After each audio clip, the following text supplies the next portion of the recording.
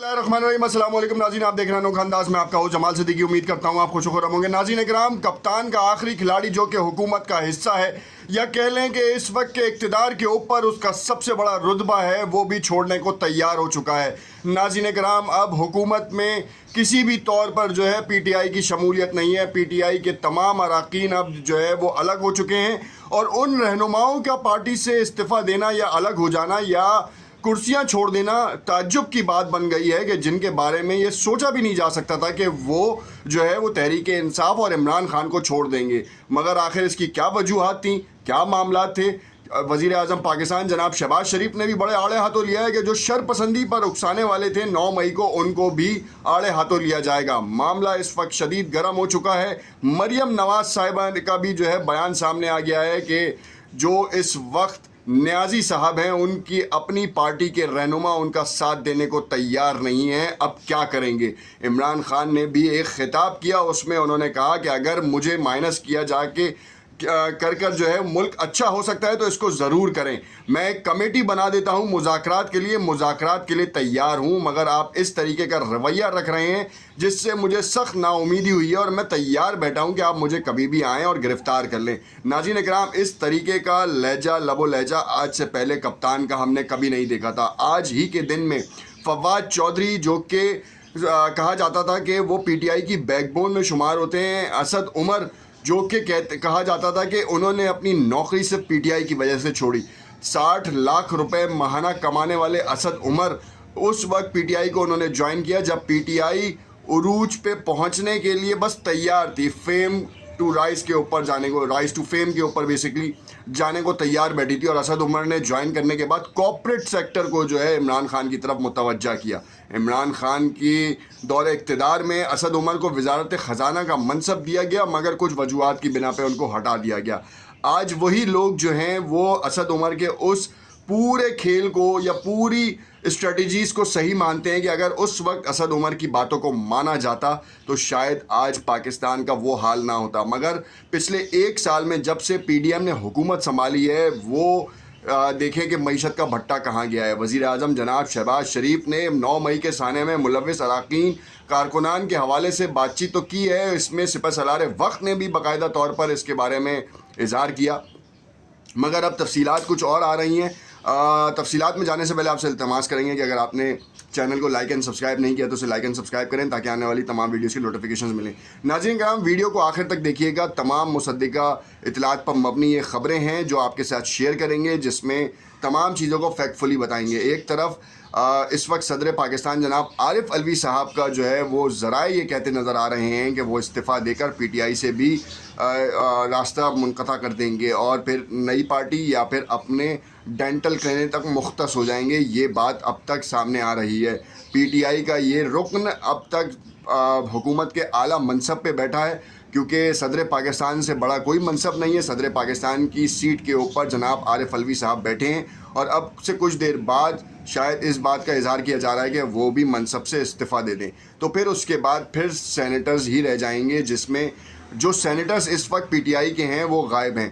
अब से कुछ देर पहले इमरान खान ने अपना खिताब किया और उस खिताब में दर्दनाक लहजे में उन्होंने आर्मी चीफ़ को भी पैगाम दिया, हालिया हुकूमत को भी पैगाम दिया कि मैं मुज़ाकरात के लिए तैयार हूँ और ये सारे मामलात को सही करें। अदलिया को देखना चाहिए कि ये किस तरीके का पीटीआई के ऊपर क्रैकडाउन हो रहा है और अपनी तमाम बातों के बारे में उन्होंने बताया। मगर यहाँ पे देखना ये होगा कि क्या अदलिया का दोहरा मयार सामने आ रहा है या फिर अदलिया जो है अफ़हाम व तफ़हीम और मामलात की खुश उसलूबी के लिए जो है वो वक्त ले रही है।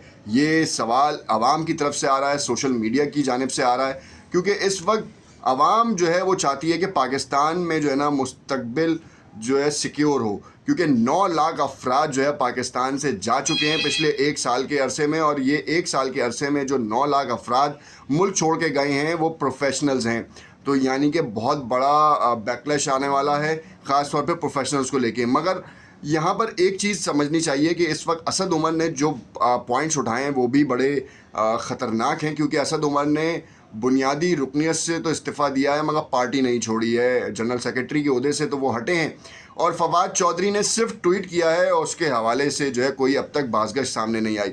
मगर फैसल वाडा का इंकशाफ है कि फवाद चौधरी ने इमरान खान के साथ बगावत की और इमरान खान को धोखा दे दिया है और अब वो किसी और पार्टी में शमूलियत इख्तियार करेंगे थोड़ा सा ब्रेक लेने के बाद। अब जो नए ब्लॉक की कहानी सामने आ रही थी, क्योंकि इमरान खान माइनस होते हैं तो उसके बाद फिर कौन रहता है, क्योंकि इमरान खान की पार्टी के मुतादिद चीदा रहनुमा जो नुमाया अहमियत के हामिल थे, उन सब को जो है वो अलग हो चुके हैं, किनारा कशी इख्तियार कर गए। अब चाहे आप इसे फोर्सफुली कहें, चाहे वो अपनी मंशा के मुताबिक कहें, मगर अब वो पार्टी से दस्तबरदार हो गए हैं।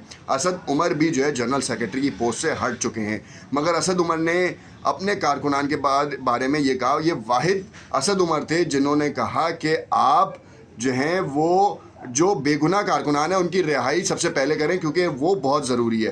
तो लगता कुछ गुमान कुछ इस तरीके का आ रहा है कि पीटीआई रहेगी, इमरान खान नाअहल हो जाएंगे, माइनस होंगे और शायद गिरफ़्तार हो जाएंगे और सदर पाकिस्तान भी हट जाएंगे अपने मनसब से।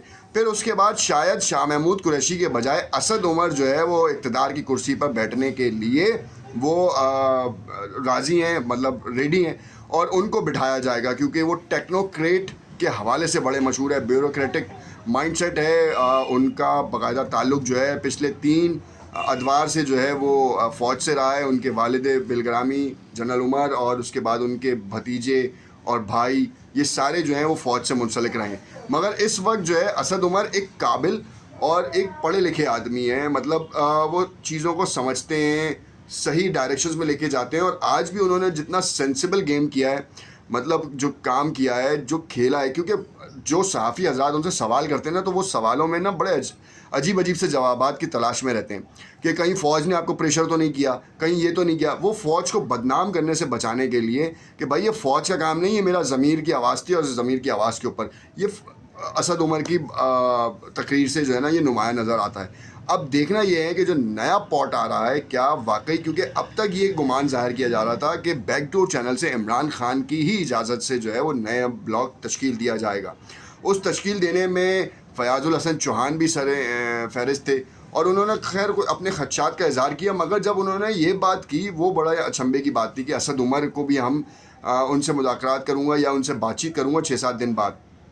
ये वो कहानी थी जिसने पूरी कौम को जो है ना वो चौंकाया कि ये क्या कहानी होने जा रही है। क्या अभी भी इमरान खान का जो है स्टांस भारी है, क्योंकि इलेक्शंस में अब भी यही कहा जा रहा है, असद उमर ने भी ये कहा कि पंजाब खैबर पख्तूनख्वा में पीटीआई की हुकूमत होगी और बाकी अजलाओं में दूसरी पीडीएम जमातों की हुकूमत होगी, क्योंकि वाज़ेह अक्सरियत जो है किसी को भी नहीं मिलेगी। पीपल्स पार्टी शायद सिंध में वाज़ेह अक्सरियत हासिल कर ले, मगर अब एमक्यूएम भी ओपन है और धड़ेबंदियों से ख़त्म होकर वो एक एमक्यूएम बन गई, तो शायद पाकिस्तान के सबसे बड़े शहर कराची से दोबारा वो इक़्तिदार की कुर्सियों पर बैठे और साथ साथ सिंध के मुतादिद बड़े शहरों में वो अपना राज दोबारा कायम कर ले। मगर पीपल्स पार्टी ने पिछले 2 सालों में जो है वो बड़ा काम किया है और उस काम का सिला शायद उनको मिलेगा, चाहे वो नौकरियां बांटने के हवाले से हो, रोडों की तामीर और तरक्की के हवाले से हो, पुलों की तामीर तरक्की के हवाले से हो, हॉस्पिटल्स की बेहतरी के हवाले से हो। ये काम तो उन्होंने किया है। बिलावल भुट्टो जरदारी ने जो स्ट्रेटजी फॉलो की है वो बड़ी ज़बरदस्त है। अब चाहे आप इसमें किसी का भी नाम लें, क्या बिलावल भुट्टो जरदारी ने कहा या फिर उनकी नई काबीना या जो उनके नए लोग उनके साथ शामिल थे, उन्होंने ये काम किया। अब पीपल्स पार्टी को तो इक़्तिदार मिल जाएगा, मगर पाकिस्तान मुस्लिम लीग नून का जो फ्यूचर है ना वो बड़ा तबाहकुन है।